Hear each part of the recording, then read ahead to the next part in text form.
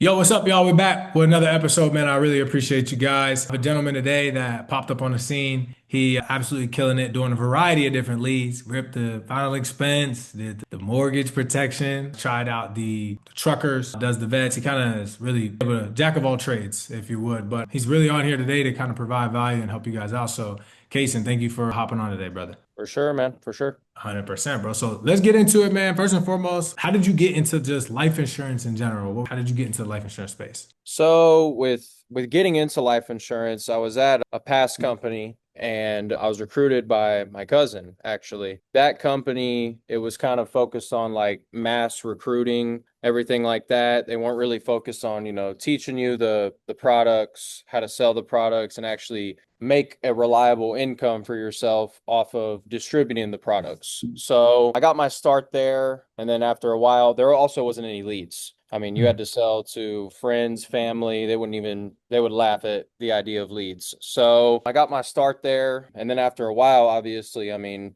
you don't really have a lot of financial stability in a system like that when nothing's systemized. So then I came over to a new company, better systems, higher comp. It doesn't revolve around, how many people you can bring in, recruit, less pyramid schemey ish, just to be transparent. So it's definitely been a game changer here with access to leads, the system, everything systemized, sell, hire, develop, market. So that's kind of how I started in life insurance and then where I'm at now. Yeah. No, 100%, bro. So walk us through, obviously that was then. Now walk me through your first 30 days with the company you're currently at, the agencies that you're part of. How was that? Like, did you get your teeth kicked in at first, going from not working leads? Like, did you dial aged? I guess, what was that? What was that first 30 days here like, if you could take us back? First 30 days here, I would say I had a better start than a lot of newer agents just because I already was pretty familiar with like life insurance as a whole, the industry, the products, etc. Definitely did get my teeth kicked in a little bit. Definitely was a little bit rough. I primarily started with fresh leads actually, which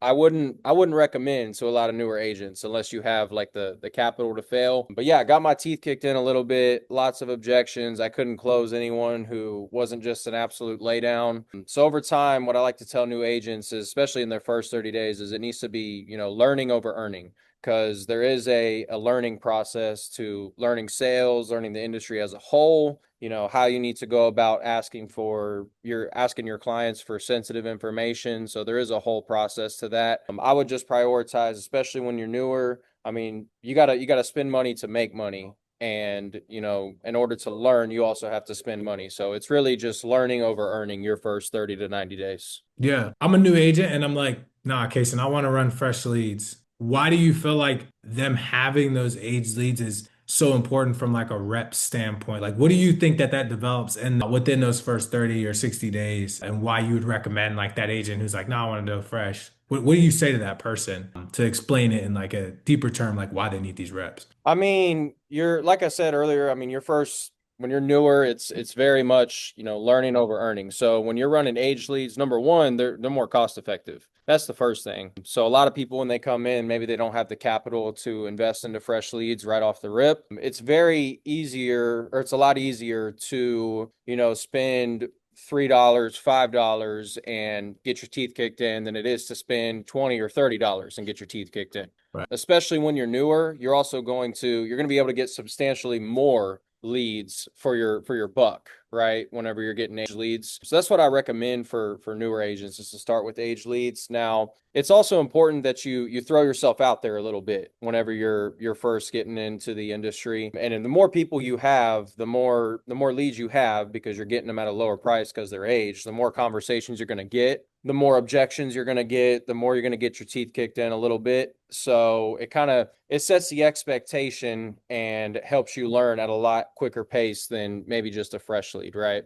No, I think that's strategic, and that's what I tell all of our agents that are new that are working with us. I'm like, it's your first 30 days. Yeah, we're gonna put you on leads. Well, I have a bunch of money. It doesn't matter to me. At the end of the day, we need you to get your teeth kicked in for the lowest possible cost so you can Mhm. actually get those reps. Okay, so I guess walk us through, and we'll get to lead lab, but I kind of want to talk about, dude, when you came in, you ran final expense. You ran a variety of different leads. So I guess what was the first fresh leads that you started working, and like how was that experience when you kind of got past the first initial, like, okay, I'm kind of burning money. and you became profitable. What was the lead type you were running, and how did you feel about that lead type in general? Yeah, so I started off running final expense. I think that's what, everyone kind of starts with, unless you start with like aged vets, which I know some people start with that. But I started off with final expense. My experience running those, I mean, it was pretty decent at first. You make a few sales, with nowadays with the way final expense leads are priced. I mean, depending on where you get them, you got to make sure like you make one sale, you make your money back. You make two sales, now you're a little bit profitable. Make three sales, now you're scaling a little bit. So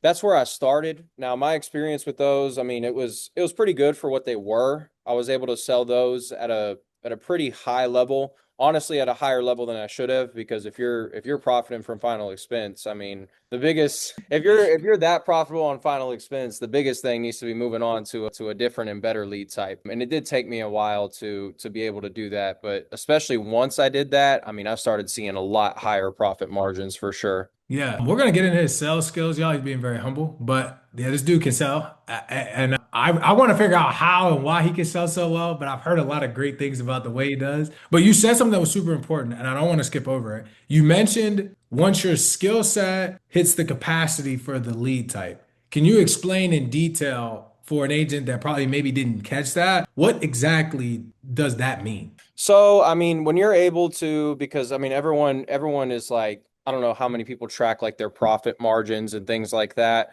But when you're able to, profit a certain percentage or certain amount off of a final expense pack, I would say, that's when you need to start obviously raising it a little bit. I think my best month issue paid on final expense was about 25 grand, which I mean, that's pretty low to be honest, and with all things considered. But I mean, off of final expense, that's a higher amount. Like there's not a lot of people who issue pay 25 grand on final expense. And that's not saying that to brag on me because I did that. It's actually, if anything, it's a little bit of a jab because I should not have stayed on final expense that long if I was issue paying 25 grand off of it. I think when you're running final expense, I mean, you get a lot of people who are obviously lower income. So I mean, it's very different where when you're running vets and truckers, mortgage protection, I mean, you're trying to convince Miss Betty to put her last $30-$40 a month into a life insurance policy. And my business partner, Tristan, he used to tell me this all the time. He used to be like, there's nothing wrong with selling a $30-$40 a month policy. But if you're working with someone and that's their budget is $30-$40 on a monthly basis, like they go out to eat an extra time in the month, there goes their coverage and there goes your commission. Like then you're getting a charge back. So I would say, I mean, once you issuing, I don't know, 10, 15, 20 off of final expense, because that's typically, when I first came in, that's what everyone started with. So once you're kind of at that point, you definitely need to find the more profitable leads out there. Yeah, I knew that you were going to be really good when you first ran our file, like the very first time you bought the filing expense leads, and you closed like three or four of them, but the policy like premiums weren't high. And I was like, oh, he's really good at selling. Like he's not trying to force his hand on these people. He actually wants to put them in the right position because you weren't selling them for crazy premiums, bro. I think you sold some people for like basically nothing, but it was relative to their budget. You weren't, I'm sure you could have tried to sell them for something Yeah. more, but you didn't put him in a bad situation. I was like, yeah, he's going to be really good. Like he gets his hands on the right lead type. He's going to be a dog because most people just can't do that. Like, okay, they just give up or they just try to misquote them. And I noticed you really want to put people in the right position, bro. Walk us through your transition from final expense to veteran, and then we'll go from you're kind of doing veteran and truckers. But walk us through that transition when you went from final expense and you went into veteran. Well, I mean, it actually wasn't an easy transition. I mean, for starters, I mean, I didn't have partnerships with you guys until a few months into the industry, at least at this new company. So we were getting vets for like crazy high cost per lead. And I noticed that I would sell some of these vets and, they stick a lot more. They stay on the books than more than final expense for sure. But I noticed that it was a rough transition for me at first because like I said, learning over earning. And if I could go back and tell myself, hey, this is a new lead type, you need to prioritize learning over earning. Because at the time I wasn't too coachable and I would close these vets here and there on these other vet lead packs, and I noticed that my profit margins were lower because, or not profiting at all, because even though I was closing them, veterans are all obviously, I should say, a more expensive lead type. So my transition with them, it was pretty rough at first. But then, I mean, to be honest, I just got kind of tired of trying to convince people with a $50 budget to put it into the policy, and got tired of getting emails from some of our insurance providers that, hey, this person's canceling, or this person, insufficient funds. I mean, I think I got one the other day from a final expense policy that fell off, and it was like 34, 39 couldn't draft due to insufficient funds. And honestly, I mean, I got a little tired of that. So I decided to go all in on the vets, and obviously they have a pretty higher income on a monthly basis. So it's been a lot different. Business has definitely changed since then. Yeah, no, 100%. So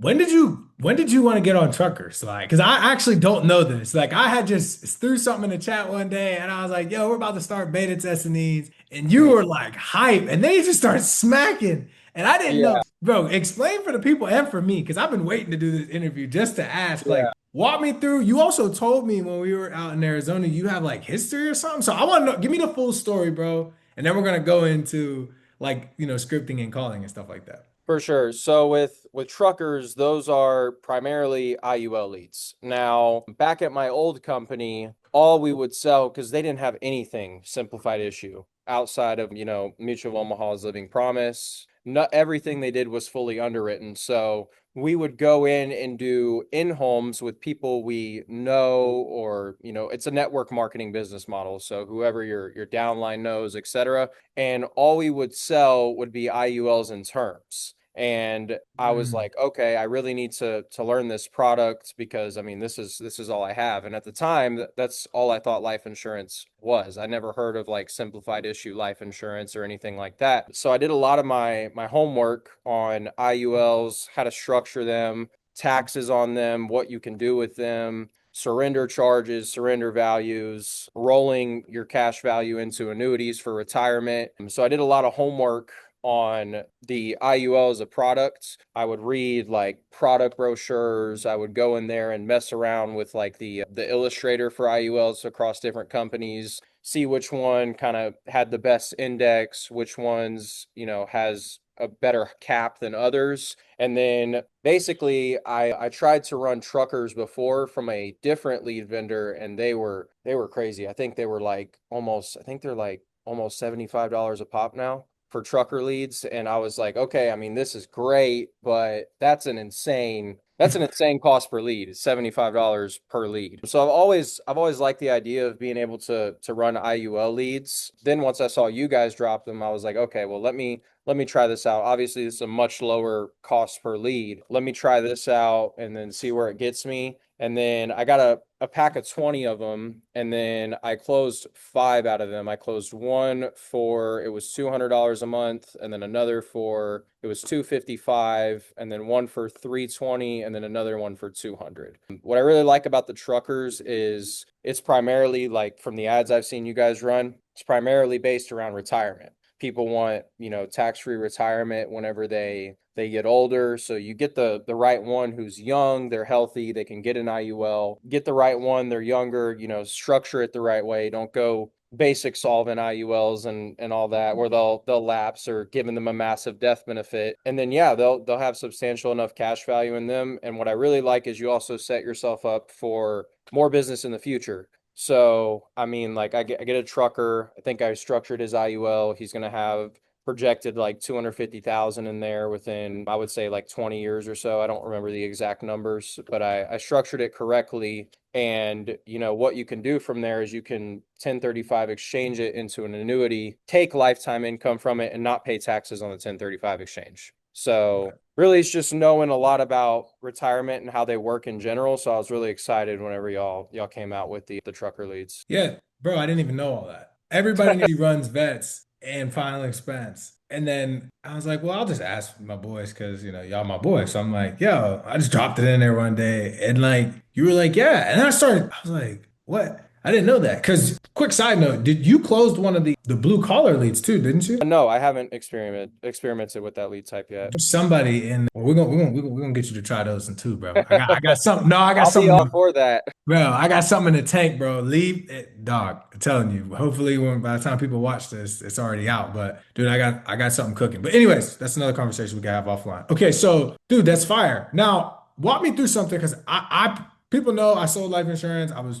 pretty decent, 25, 40K, nothing crazy. But I never sold a trucker in my life. Like I've Yeah. never sold a trucker lead. We generate some pretty decent leads. I guess what let's hop into that and then we can go back to the other. I want to learn more about like your day, how you structure your day, etc. But bro, walk me through like what is this intro? What are you talking about? How are you positioning? Are you treating it just like a regular IUL? I've heard from people there's benefits that they're truckers because they have what health exams and stuff like that. I don't know. But yeah, walk me through your sales process with these leads from intro, and you can kind of just go high level and explain like I built the value, here's how I structure it, etc. And we'll just rip, bro. Yeah. So to touch on the benefits of trucker IUL leads as opposed to like regular IUL leads, truckers have to be at a certain level of health to even be a trucker. Like they can't be taking, certain prescriptions, narcotics, etc. So that automatically, kind of filters out the process, makes them more likely to even qualify for something like that because IULs are pretty hard to qualify for, at least on the medical side. As far as the intro, the ad is primarily focusing on like,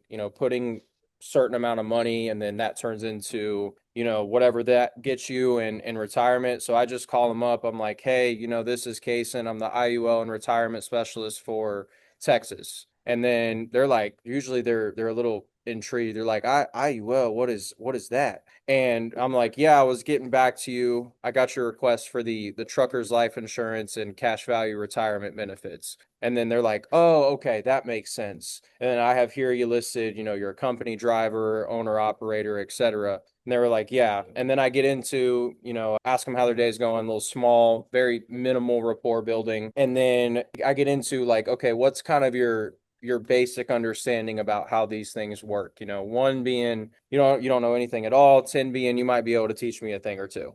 And normally it's like, one, you get that one person who's kind of heard of it before. And then I basically explain, I'm like, okay, so it's a permanent life insurance. As you pay the monthly premium, part of it goes towards your policy to keep the policy afloat. Part of it goes into your cash value, which is like a savings account component. I explain the fact that it's tied to an index, so they'll never lose any money. And then normally you just put it in the S&P because that's the most stable market. I know Ethos has Morgan Stanley, which is actually really really cool that they have that index. But normally you just put in the S&P and then that they're able to get cash value anywhere between 6 to 12%, just depending on how the market does. And then also that their yearly gains are locked in. And then what I really like about the truckers is, once you explain to them how it works, the living benefits on the policy, etc. What I really like about the truckers is that they come with budgets. So, I mean, some of them will say, I want to put 1 to 300 into this on a monthly basis. I want to put 500 to 1,000. And then you find the golden client and it says 1,000 plus on there. So then you start whipping up illustrations, you read it off to them. Sometimes, because a lot of people want to see it in writing, I'll whip up an illustration and then I'll send it over to them while I have them on the phone, and they'll be able to see their projections and their cash value. And then at that point, once they see that and they actually see it in writing or they hear that, they trust you enough. At that point, I mean, you're just going into an application and it's pretty easy from there. Dang. Okay. Okay. You put me on game a little bit because I didn't realize that. So they have to take the like basically health exams. So they're healthy. So you're not really worried about them getting like graded or like guaranteed issue most of the time. Here's something that I heard from somebody and I want to know your thoughts. Are you booking appointments or are you one call closing? Because a lot of people have said they struggle getting in contact with them because they're actually always on the road. I guess, what are you doing for like to get these presentations? I mean, sometimes you're going to have to book an appointment. I've booked a few appointments. I would say it's like 70% one call closes, 30% booked appointments. But if I book an appointment, because I mean, we've all heard the saying in life insurance, appointments are disappointments. Yeah. So people, all they have to do is not answer the phone and they don't have to talk to you. Right. So if I book an appointment with someone, I ask them, hey, is this important enough to you to where if I call you at this time, you're going to answer the phone? They're like, yeah, absolutely. And I will literally have them save my number while I have them on the phone. And then I'll be like, okay, can you read my number back to me? And then they read it back to me. So that way I know that not know that they're going to answer the phone, but know that there's definitely a higher probability that they do. Right, right. Increase the likelihood. I like that a lot, bro. Okay, that's fire, bro. So you're really treating these like you're real IULs. Like you're not even trying to just straight, you're trying to make sure it's set up. You're doing deep illustrations. I like that, bro. I Mhm. like that. My initial thought was people were just slinging simplified issued and just getting in and out and death benefit heavy. Yeah. You know what I mean? So, okay, that's good to know. I didn't know that. All right, bet, bro. So, walk me through how are you approaching your veteran leads? Because I know you're doing a mixture of both. Like, by the way, guys, he's not just doing truckers. Like, he's got other leads going. Those Yeah. he's just supplementing, but he smacks them. So that's probably why you see him. Walk me through your sales process with the vets. Is it similar to that? Are you doing things a little bit different? How are you approaching those leads differently than like truckers or other leads? Well, I mean, veterans, they can be a little bit more, hard than not, I wouldn't say hard, just like hard demographic of people. Cause I mean, they served in the Army, military, Navy, Marines, etc. So, I mean, veterans, it's really a simple sale though. Cause I mean, majority of them, they can afford, especially if they're 100% disabled, like they can afford what life insurance is going to cost them, even if they're older in age. At the end of the day, they understand the importance of life insurance. A lot of them already have a policy or two, and they just want to add on. So I mean, I just call them. I'm like, hey, this is Cayson, the Veterans Life Specialist for Tennessee. How are you? And then they'll answer. Be like, yeah, I was giving you a call here. I got your request you sent in for the 100% disability veterans life insurance. You put your wife as the beneficiary. And then with veterans, honestly, like once you have someone who's actually interested in hearing what you have to say, because it is lead based, it's not like you're cold calling people. Once you have someone who's actually interested in what you have to say, like it's usually a pretty simple sale because they literally list on the lead, why they wanted to look into this. Right. And then some of them, it's like, some of them they're pretty bland with their reasoning. So it's like, oh, spouse or security. And I just ask them like, okay, so you put security here as your main concern. Can you kind of elaborate on that? And then from there, I will know where to take the conversation. If they're giving me, one word answers, one word responses, I'm like, okay, you got to throw a little bit back at them. You got to mirror your client. But if they go on and on about this, and that, I understand that, now I can be a little bit more loose with this client. So it's really all about being able to mirror your client. I think that's a very slept on skill set rather than, because what most new agents do is they just read a script. And the problem with that is you don't learn your own sales process because everyone has different selling styles and you're not able to mirror the client as well as if you're actually doing it off the dome.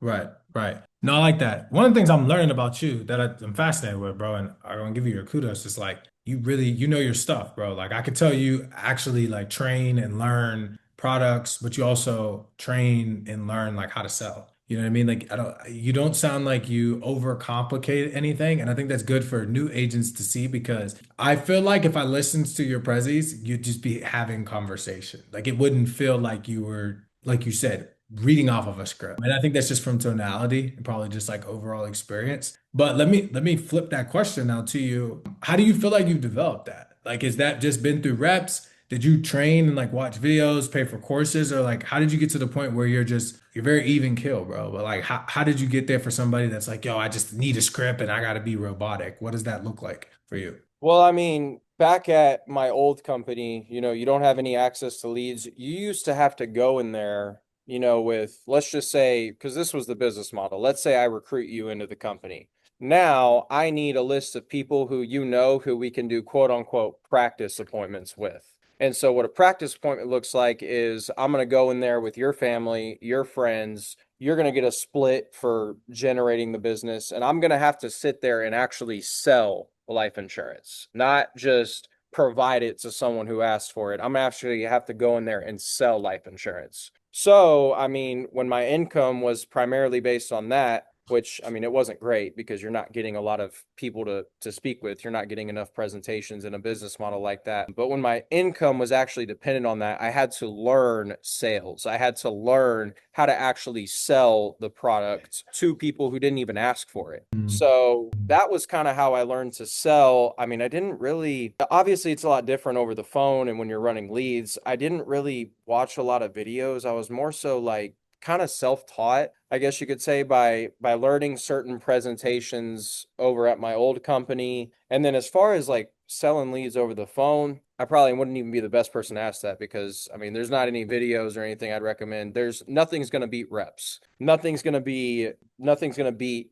getting your teeth kicked in, on the phone, because when you fail to close a lead here, someone dings on you on social banking, you lost money because you paid for the lead. So, I mean, my thought process when I started running leads was just, okay, I'm going to be super intentional, make sure that just happened does not happen again. Because if it does, let's just say I paid, $32 for a lead. Okay, there's $32 down the drain. Okay, I need to make sure I do not do that again because I'm going to lose money again. And it really comes down to being intentional about how you improve. You get off the sit. I used to record my sits. I don't do it too much anymore just because, I mean, I don't really get dinged on once I'm in an application. I don't really get much pushback once I'm in there. But I used to record my sits, listen back, and then I'd be like, oh, yeah, that kind of sucked. The way I asked that question, that kind of sucked, or that sounded a little salesy. Let me not do that again. So, I mean, that's really how I learned, is just through reps, listening to myself and being very intentional about how you can improve your sales process. Yeah, dude, I think that's major, man. I think that's major in general to like not only audit yourself, but be willing to like look and say like, okay, I squandered that. I'm not gonna blame anybody, but I'm gonna look internal and figure out like how can I be better? How can I improve my skills so that way this does not happen? Dude, that's nice, bro. That's nice. I want to transition, but before I do, what do you feel like is one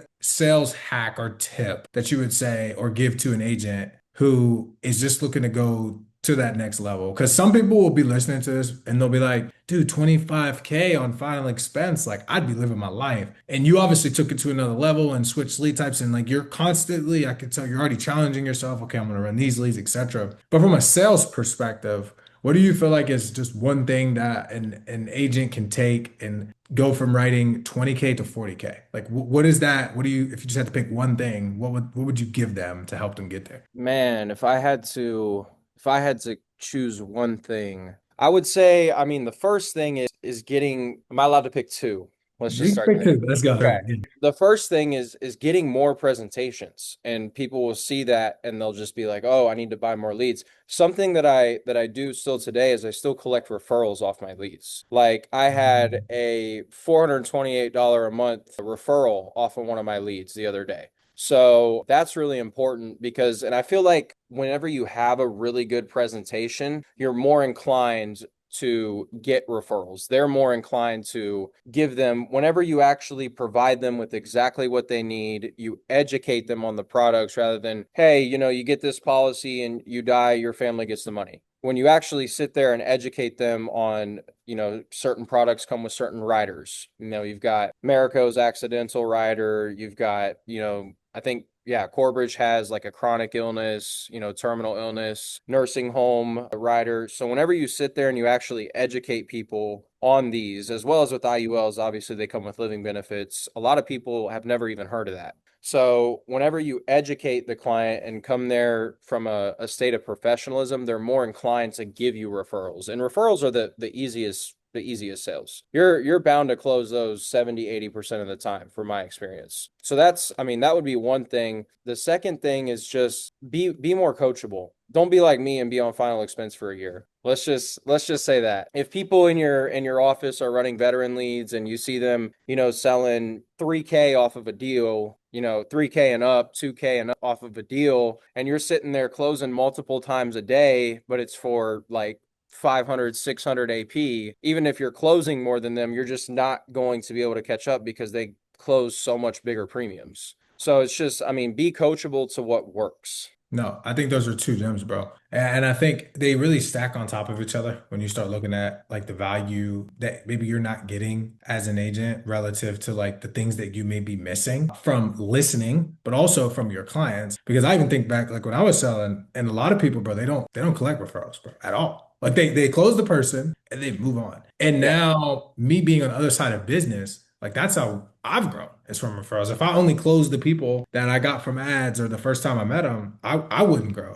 So I couldn't even imagine going back to selling and not getting referrals. It's like, bro, that's literally free money. Like you pay 30, 40, $50 for a lead or $2 for an age lead or whatever. Then you close that person. If you get five more deals off of one person, you just took literally a $30 lead and made it whatever you divided by five. Well, you can start doing the math on like how much did it actually cost you for that lead and how much did it cost you to close all these people, bro? It's insane, and it's a strategic plan that I feel like we just don't implement, but you were forced to at your previous company, which then, has now allowed you. And I think that's the good thing about all experiences. Quick transition before we go into the end. I want to pivot now into Agent Lead Lab. I want you to kind of talk. A lot of these people that watch this video, brother, they've never worked with us. They don't know anything about us. They don't know how we work. They don't really know what to expect. So we'll start off, man. Like, first of all, how's your experience been with us here at Agent Lead Lab? It's been like, what, 8 months or whatever. But I guess walk us through how's your experience been thus far, bro? Yeah, it's been great. Like great overall. I really like the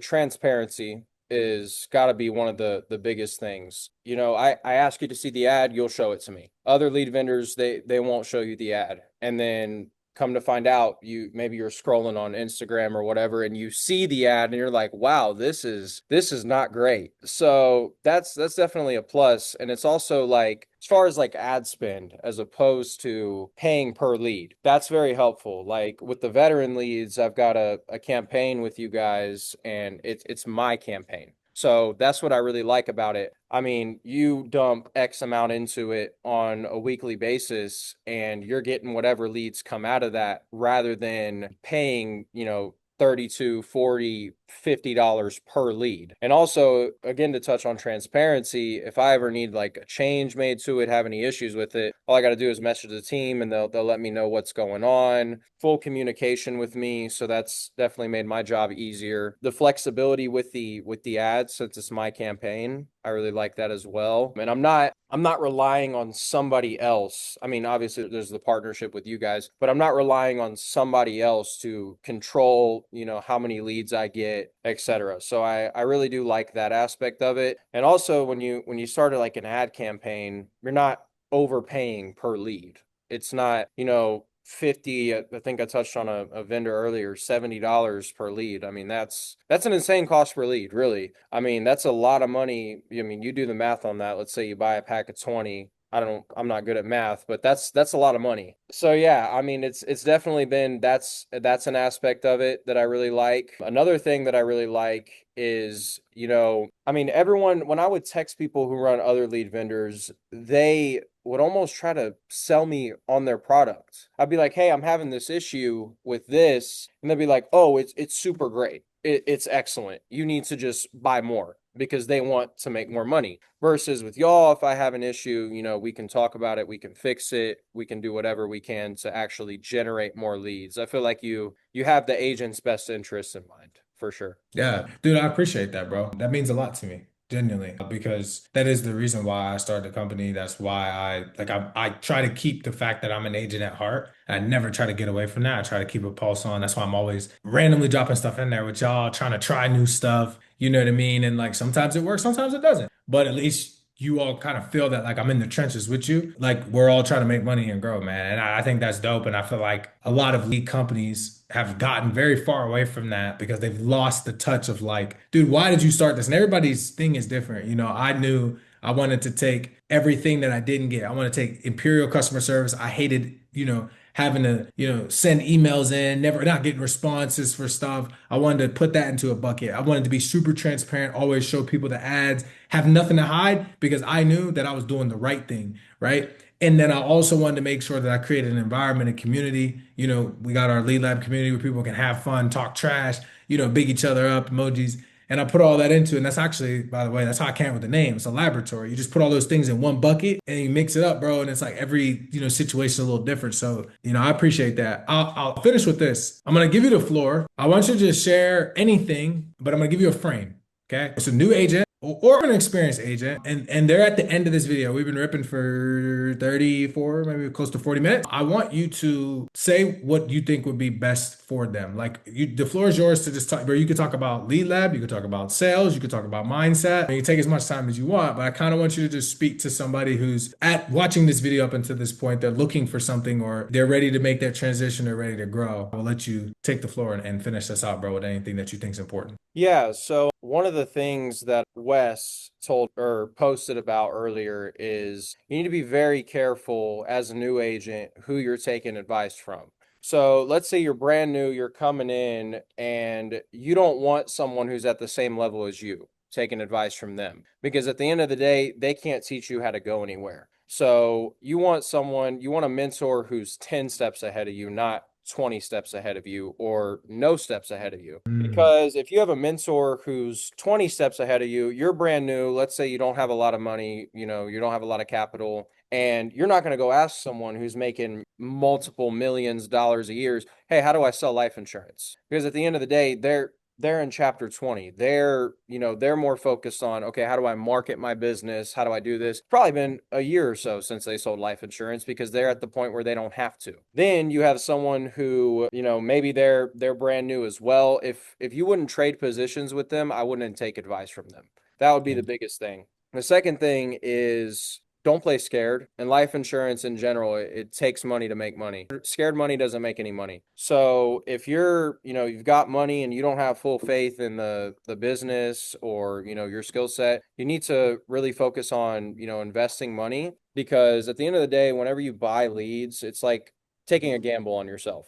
So you need to be able to gamble on yourself and improve your skill set because the only way you're going to get better is through repetition, through constantly getting your teeth kicked in. And to piggyback off that, learning over earning, like I said, that's if any new agent can take away something from this entire thing, your first few days, first few months, you need to prioritize learning your sales process, learning how to sell the products, learning your products, learning how to talk to clients in a professional manner rather than, how much money you're going to make off of whatever policy you sell. You need to be very intentional about improving rather than just getting a result. And then once you've improved at a certain level, the results will come. So I mean that's really, if I could kind of put two or three things on it, that's what I would tell a new agent for sure. Dude, that's fire, bro.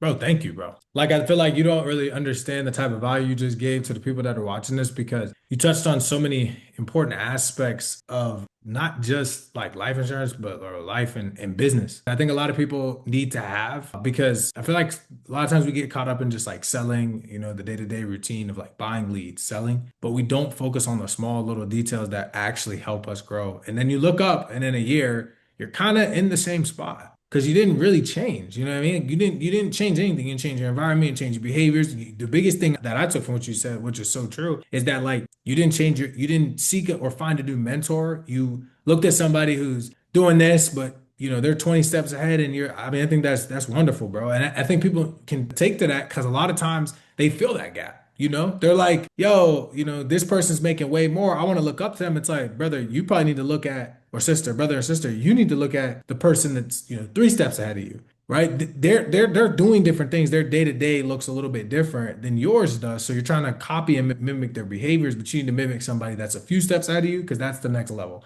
And then the next level, and the next level. Dude, that's fire, bro. Yeah, man. I appreciate you for hopping on, brother. I know it's late night. I kind of switched it up this time. We typically do these during the day, but I was like, yo, let me swing them at night, bro. So I appreciate you for hopping on. Anybody that wants to work with Case, work with any of the fellas, just hit me up directly or get in contact with whoever sent you this video, and we can get that set up for you. So as always, brother, thank you for hopping on. And I hope you guys who watched enjoyed, and I will see you guys next time. Peace. Appreciate it.